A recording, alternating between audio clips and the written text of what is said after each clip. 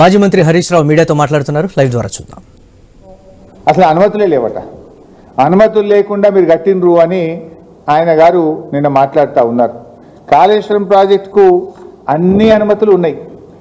ఇవి కాళేశ్వరం ప్రాజెక్టుకు బీఆర్ఎస్ ప్రభుత్వం సాధించినటువంటి అనుమతులు. ఒకటి కాదు, రెండు కాదు, 11 అనుమతులు ఉన్నాయి.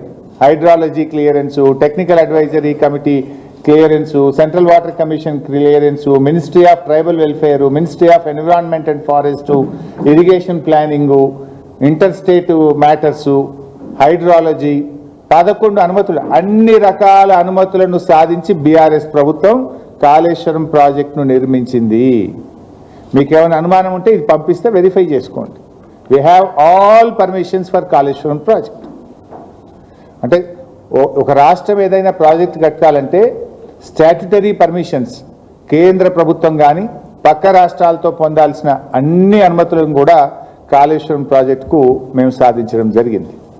అది కాకుండా నిన్న ఆయన మాట్లాడుతూ కాళేశ్వరం ప్రాజెక్టుకు అసలు మేము ఎప్పుడైనా అడ్డుకున్నామా? కాళేశ్వరం ప్రాజెక్టుకు తెలుగుదేశం పార్టీ అడ్డుకోలేదు, తెలుగు ప్రజలంతా ఒకటి అని ఒక సన్నాయి నొక్కులు నొక్కుతా ఉన్నారు.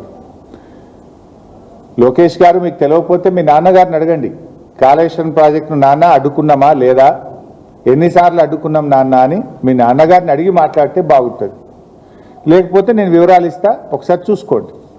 ఎందుకంటే కాళేశ్వరం ప్రాజెక్టుకు అన్ని అనుమతులు వచ్చిన తర్వాత ఆనాడు అధికారంలో ఉన్న తెలుగుదేశం ప్రభుత్వం 2018లో కాళేశ్వరం ప్రాజెక్టు అనుమతులన్నీ రద్దు చేయండి, కాళేశ్వరం ప్రాజెక్టు పనులను నిలిపివేయండి అని కేంద్ర ప్రభుత్వానికి ఆంధ్రప్రదేశ్ ప్రభుత్వం రాసిన లేఖ ఇది.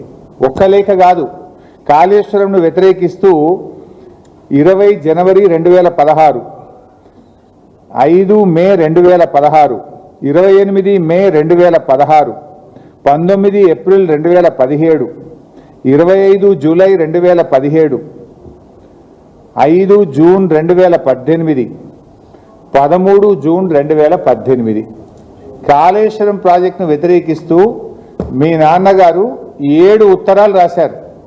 కానీ నిన్న లోకేష్ గారు మేము కాళేశ్వరం ప్రాజెక్టును వ్యతిరేకించామా అని సన్నాయి నొక్కులు నొక్కుతా ఉన్నారు. కావాలంటే ఇవన్నీ పంపిస్తే చదువుకోండి. ఇందులో ఎంత అన్యాయంగా మాట్లాడతారు అంటే అది కూడా చదివి వినిపిస్తా. In view of the above, రాసి 18వ paragraphలో, it is requested that the clearance of technical advisory committee for the Kaleshwaram project of Telangana may please be reviewed as in case of the Kaleshwaram project requires to be approved by the Apex Council. Meanwhile, the state of Telangana be directed not to proceed with further execution of the Kaleshwaram project until provisions of AP Reorganization Act are complied with. మీరు ఇచ్చిన అనుమతులు నిలిపివేయండి, project పనులు ఆపివేయండి అని ఏమంటారు? AP reorganisation act ప్రకారంగా అన్ని అనుమతులు కావాలి అని. ఇది కేంద్ర ప్రభుత్వం మన ఎస్కే జోషికి ఆనాటి వాటర్ రిసోర్స్ సెక్రటరీ రాసిన లేఖ. Kaleshwaram is not a new project, ఇది ప్రాణహిత చేవెళ్లలో అంతర్భాగము. అందువల్ల దీనికి ఏపీ రీఆర్గనైజేషన్ యాక్ట్ రూల్స్ వర్తించవు అని స్పష్టంగా ఆనాడు ఒక సమావేశంలో నిర్ణయించి మన రాష్ట్రానికి కమ్యూనికేట్ చేశారు. దీని ప్రకారంగా తీసుకోవాల్సినటువంటి 11 అనుమతులను కూడా కాళేశ్వరం ప్రాజెక్టుకు మేము తీసుకున్నాం. అన్ని అనుమతులతో కాళేశ్వరం ప్రాజెక్టును కట్టడం జరిగింది. కానీ మీరేమంటారు? మేమైనా కాళేశ్వరం అడ్డుకున్నామా? 7 ఉత్తరాలు రాసిండు మీ నాయన. అడుగు ఒకసారి నాన్నగారిని, కాళేశ్వరం అడ్డుకున్నామా నాన్న, లేదా అడ్డుకోలేదా అని మీ తండ్రి గారిని అడగండి. అడిగి మాట్లాడితే బాగుంటుంది. ఇలా ఏమర్థమవుతా ఉంది?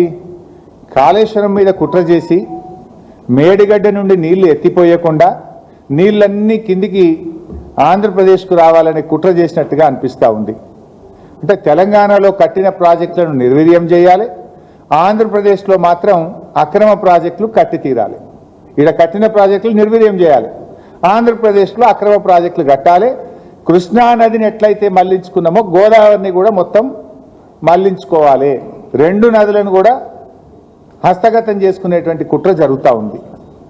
అంటే ఆ రోజు తెలంగాణ రాష్ట్రంని అడ్డుకోవడానికి శతవిధాల అడ్డుపడ్డారు మీరు. ఈరోజు తెలంగాణ నీళ్లు వాడుకోకుండా ఇలా జలద్రోహం చేస్తూ ఉన్నారు, అడ్డుపడతా ఉన్నారు.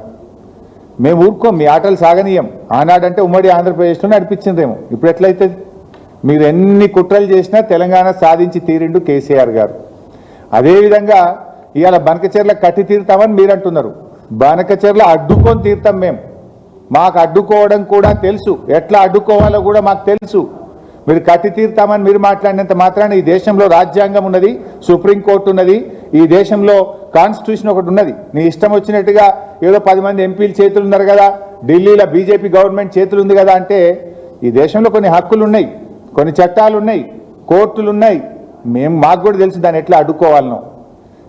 ఎందుకు అంటే మేమేమి మీ ప్రాజెక్టులు అడ్డుకోవాలని మాకేం కాదు, కానీ మా హక్కుల సంగతి మాట్లాడుతున్నాం. మేము మా న్యాయబద్ధమైన వాటా సంగతి మేము మాట్లాడుతూ ఉన్నాం. సో ఇప్పుడు బుల్డోజింగ్ విధానాలు కాదు, ఏదన్నా ఉంటే తెలంగాణ ప్రజల అభిప్రాయాలు గౌరవించండి. తెలంగాణ హక్కులను, మా హక్కులను కాదని మీరు చేయకండి. మా హక్కులకు లోబడి మా వాటా మాకు ఇస్తూ మీరు ఏదైనా చేస్తామంటే దానికి మాకు అభ్యంతరం ఉండదు. కానీ బుల్డోజ్ చేస్తామంటే చూస్తూ ఊరుకోం. ఇప్పుడు కేసీఆర్ గారు కూడా కాళేశ్వరం కట్టింది పోయి ఎన్నిసార్లు పోయింది మహారాష్ట్ర దగ్గరికి?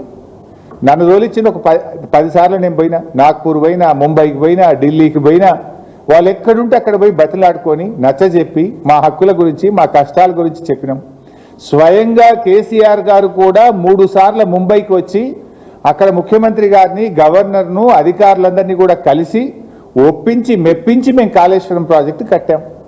కానీ మీరేంది బుల్డోజ్ చేస్తామంటున్నారు. రేవంత్ రెడ్డి మావోడేనా, మా చేతులున్నాడు, ఢిల్లీ మా చేతులున్నది, అడిగేది ఏంది, బుల్డోజ్ చేస్తాం, కట్టిపారేస్తామంటే ఎట్లా నడుస్తుంది? ఇప్పుడు ఇంకొక విషయం, నిన్న లోకేష్ గారు ఏమంటున్నారు, మా సముద్రంలో కలిసే నీళ్లు కదా మేము తీసుకపోతే తప్పేంది అని ఆయన గారు నిన్న మాట్లాడుతున్నాడు. నేను అంటున్నా, మరి సముద్రంలో కలిసే నీళ్ళు అయితే ఉమ్మడి ఆంధ్రప్రదేశ్లోనే గోదావరి నదిలో 1480 టీఎంసీల నీళ్లున్నాయి. 968 తెలంగాణకు, 512 ఆంధ్రప్రదేశ్కు అని ఉమ్మడి ఆంధ్రప్రదేశ్లోనే ఆ రోజు నిర్ణయించిండ్రు. ఇది అసెంబ్లీలో కూడా పెట్టిండ్రు, జస్టిస్ శ్రీకృష్ణ కమిటీకి కూడా ఇచ్చిండ్రు, మొత్తం కూడా నిర్ణయం జరిగింది. మరి అన్ని నీళ్లుంటే, అన్ని సముద్రంలో కలిసే నిజమైతే తెలంగాణకు ఇప్పటికే కేటాయించబడిన 968 టీఎంసీలను ఎందుకు ఆంధ్రప్రదేశ్ అడ్డుకుంటున్నది? ఆ 968 టీఎంసీలకు లోబడి తెలంగాణ కడుతున్న ప్రాజెక్టులకు ఎందుకు ఆంధ్రప్రదేశ్ ప్రభుత్వం అడ్డు చెప్తున్నది? దీనికి సమాధానం చెప్పండి. నేను ఉత్తమాటలు మాట్లాడతలేను. ఇది 968 టీఎంసీలు తెలంగాణ కేటాయిస్తే ఇది మేము ఒప్పుకోం, ఈ 968 వాళ్ళు సొంతంగా చెప్తుండ్రు అంటున్నారు. ఇది మేం చెప్పింది కాదు.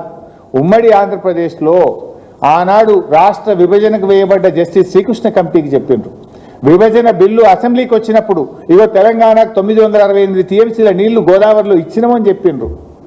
కృష్ణాకు 299, ఆ 299 పంచాయతీ కూడా ఆడికెళ్ళి పుట్టిందే. ఇది దాని మీద ఆంధ్రప్రదేశ్ ఏమన్నదో ఒకసారి నేను చదివి వినిపిస్తా.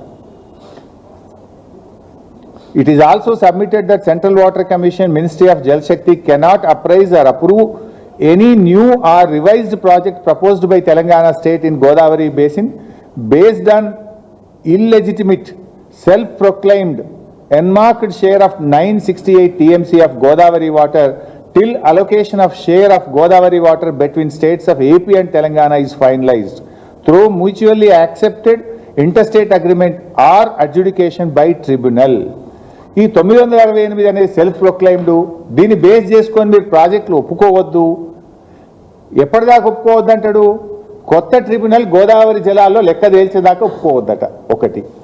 లేదా రెండవ మాట ఏమంటాడు, 2 రాష్ట్రాలు మ్యూచువల్గా ఒప్పుకుంటే తప్ప కొత్త ప్రాజెక్టులను మీరు అంగీకరించొద్దు అని చెప్పి ఇంకా చాలా రాశారు, దాంట్లో చాలా పాయింట్స్ ఉన్నాయి అన్నారు.